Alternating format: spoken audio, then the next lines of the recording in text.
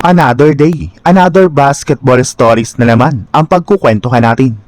At ngayon nga ay pag-uusapan natin ang balitang aalis na nga na po si Peyton Watson sa Denver Nuggets at ang balitang last trade na magagawa ngayong offseason ng Golden State Warriors.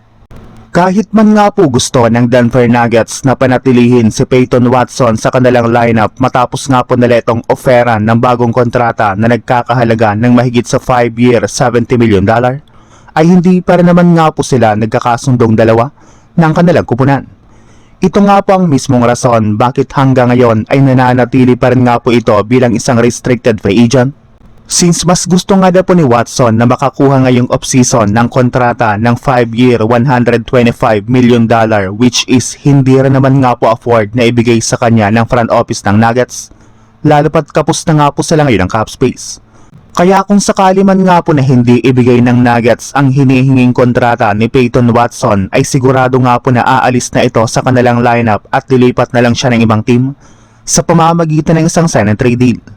May ilang mga teams na rin naman nga po nagkaka-interest sa kanya at willing na ibigay dito ang kanyang hinihinging kontrata. Kaya asahan na nga po ninyo na maglalaro na sa ibang team si Peyton Watson sa susunod na season.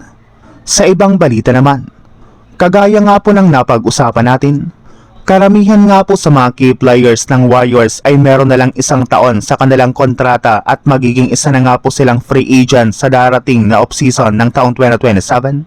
Ibig sabihin, magkakaroon nga po ang JSW ng napakalaking cap space next year na posibleng abuti ng $150 million, kung saan sapat na nga po ito para makuha nila ang ilang malalaking superstar na magiging free agent sa susunod na offseason.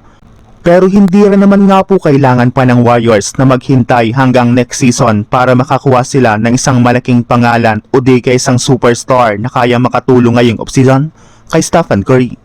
At isa nga po sa mga nabanggit na superstar na madali nga po nalang makukuha sa mga susunod na araw ay si Trey Murphy na hanggang ngayon ay nananatiling available pa rin sa loob ng trade market.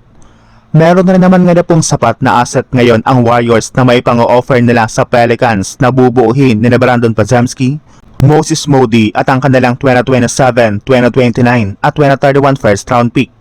Once nga po na makuha nila si Trey Murphy ay makakabuo na nga po sila ng mas malakas na lineup kasama sina Stephen Curry, Jimmy Butler, Draymond Green at si Kristaps Porzingis.